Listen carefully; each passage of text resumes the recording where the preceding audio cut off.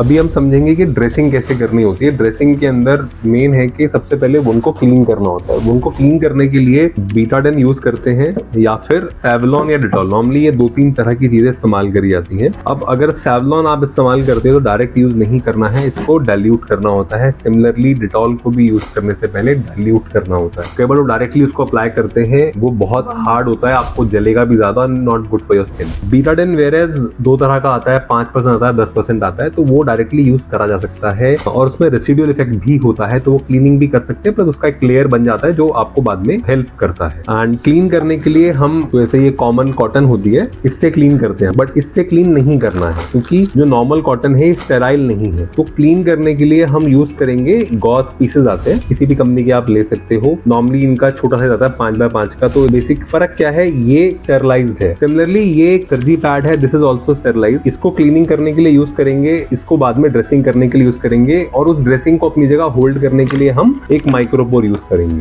First thing is के मैं किसी और को करूं पहले क्लीन, उससे पहले मैं खुद को, मतलब the person who is handling a patient should themselves first get their hand sanitized. आप अपने खुद के हाथ या तो साबुन पानी से धो लो अच्छे से, और आप सैनिटाइजर से भी क्लीन कर सकते हो ताकि आपके हाथों से कोई इंफेक्शन दूसरे को ना जाए। सो सेवलॉन को डाइल्यूट करना होता है, डिटॉल को भी डाइल्यूट करना होता है। डाइल्यूशन नॉर्मली उसके ऊपर लेबल पे लिखा होता है, ध्यान से पढ़िए, उसके अकॉर्डिंग डाइल्यूट कीजिए। जैसे इसके ऊपर लिखा हुआ है 2 चम्मच या 1 मग वाटर के अंदर, तो हम अप्रोक्सीमेशन में मैं थोड़ा सा पानी लिया है, उस थोड़े से पानी के अंदर इसमें हम 2-3 बूंदे हमने डाल लिया and this is enough. Now ये कॉटन इसमें लेके मैं क्लीन कर रहा हूँ इनका हाथ। पहले बाहर का एरिया साफ कर रहा हूँ मैं, नियर बाय का आसपास का हिस्सा। We can use this gauze piece, ये स्टेराइल होता है। तो स्टेराइल कॉटन नॉर्मली मार्केट में मिलती नहीं है। उसका तरीका ये है कि आप पानी लो, पानी में कॉटन को डालो, उसको उबाल लो अच्छे से। जब पानी उबल जाएगा तो अपने आप को कॉटन और वो पानी स्टेराइल हो गया।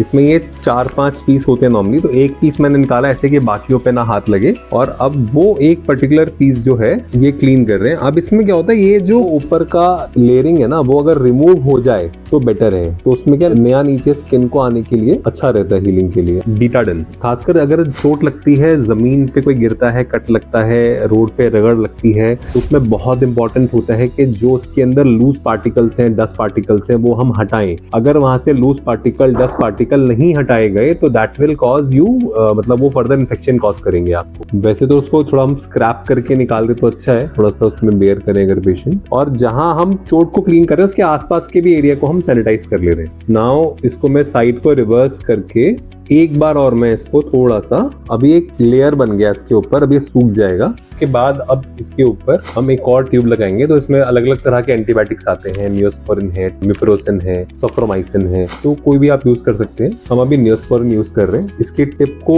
टच नहीं करना होता, हमें अवॉइड करना होता है और इसको काफी लिबरली लगाना है। Now there can be 2 things. एक तो है कि आप ये गॉज यूज कर सकते हैं जो नॉर्मली हम लोग करते हैं, पट्टी लगाते हैं, कॉटन लगाते हैं, बट वो नहीं लगाना। पट्टी कॉटन चिपकता है, जब आप इसको उतारोगे खींचेगा, पेशेंट को दर्द करेगा। वो ना हो तो उसके लिए हम ये यूज करते हैं। This is normally called as surgi pad और कंबाइंड ड्रेसिंग। इसके अंदर नॉर्मली 2 लेयर होती है, एक कॉटन का लेयर होता है, उसके ऊपर एक मेश होता है। ये स्टेराइल होता है। तो एक इंपॉर्टेंट है कि नॉर्मल जो हम कॉटन या पट्टी यूज कर रहे हैं वो स्टेराइल नहीं होती, बट ये स्टेरलाइज्ड है। अगेन इसको हैंडल करने से पहले मैं अपने हाथ दोबारा एक बार स्टेराइल करूंगा।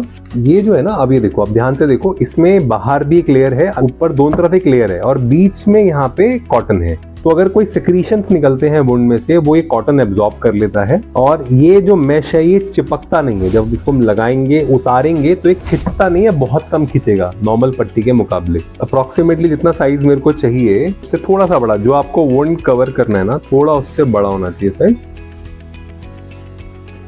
इसमें ना 2 ऊपर नीचे दोनों तरफ लेयर होती है, तो हम अगर और थोड़ा सा इकोनॉमिकली यूज करना है आपको, तो उसको बीच में से सेपरेट कर सकते हो। आप सेपरेट करके इस हिस्से को अलग यूज कर सकते हो, इसको अलग यूज कर सकते हो। तो that is what we are doing, we are placing it here. इसको आप अपनी जगह रोकने के लिए पट्टी कर सकते हैं या माइक्रोपोर लगा सकते हैं। तो मैं माइक्रोपोर फिलहाल प्रेफर कर रहा हूँ। ये ध्यान रखना है, टेप जब आप लगाते हो माइक्रोपोर, जो आपका स्किन अगर जहां से कटा हुआ है, एब्रेजन है, वहां ना लगे। वो हिस्से के ऊपर आपका सर्जी पैड आएगा और वो सर्जी पैड अपनी जगह से ना हिले, उसके लिए हम उस पे माइक्रोपोर लगाते हैं। बालों का भी ध्यान रखना होता है, जहां बाल ज्यादा हैं तो वहां माइक्रोपोर थोड़ा अवॉइड करते हैं या ध्यान से लगाते हैं, क्योंकि जब उसको आप उतारोगे तो बाल सब आपके खिंचेंगे।